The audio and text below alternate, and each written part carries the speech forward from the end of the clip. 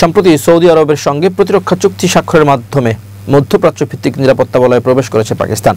বিশ্লেষকদের মধ্যে পুরো বিশ্বের ভূরাজনৈতিক সব সমীকরণই পাল্টে দিতে পারে এই চুক্তি। পাকিস্তান ও সৌদি আরবের মধ্যে স্বাক্ষরিত এই চুক্তি মধ্যপ্রাচ্যের অন্যান্য দেশকেও বেশ আকৃষ্ট করেছে, যার ফলে ন্যাটোর আদলে নতুন এক মুসলিম জোটের উদ্ভব হতে পারে অচিরেই। এর মধ্যে এই বিষয়টি শঙ্কিত করে তুলেছে পাকিস্তানের প্রতিবেশী ভারতকে, কারণ তাৎক্ষণিক সামরিক হুমকি না থাকলেও উপমহাদেশের শক্তির ভারসাম্যে ভারতের জন্য কঠিন এক চ্যালেঞ্জ তৈরি করতে পারে নতুন এ জোট। মঙ্গলবার 23 সেপ্টেম্বর এক প্রতিবেদনে তথ্য জানিয়েছে ব্রিটিশ সংবাদ মাধ্যম বিবিসি। সংবাদ মাধ্যমটি বলছে, গত সপ্তাহে রিয়াদে পাকিস্তানের প্রধানমন্ত্রী শেহবাজ শরীফ ও সৌদি ক্রাউন প্রিন্স মোহাম্মদ বিন সালমানের আলিঙ্গনের দৃশ্য ছিল বেশ অর্থবহ।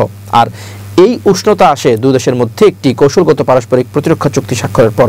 এর মধ্য দিয়ে ইসলামী বিশ্বের একমাত্র পরমাণু শক্তিধর রাষ্ট্রের সঙ্গে উপসাগরের সবচেয়ে উচ্চাকাঙ্ক্ষী রাজতন্ত্র আরও ঘনিষ্ঠ হলো। রয়টার্সকে সৌদি সরকারের এক জ্যেষ্ঠ কর্মকর্তা বলেছিলেন, এই চুক্তি মূলত বহুদিনের গভীর সহযোগিতাকে প্রাতিষ্ঠানিক রূপ দেওয়া, কিন্তু ভারতের কাছে এ তাৎপর্য অন্যরকম।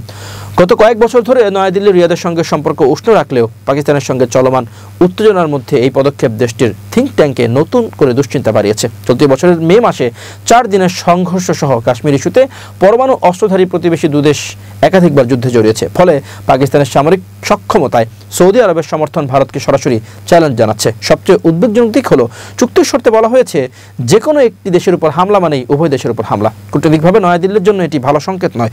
ভারতের কৌশলবিদ ব্রহ্মা চেরানি সোশ্যাল মিডিয়া প্ল্যাটফর্ম এক্সে লিখেছেন, রিয়াদ জানতো ভারত এই চুক্তিকে নিজেদের নিরাপত্তার প্রতি সরাসরি হুমকি হিসেবে নেবে, তারপরও তারা এগিয়েছে।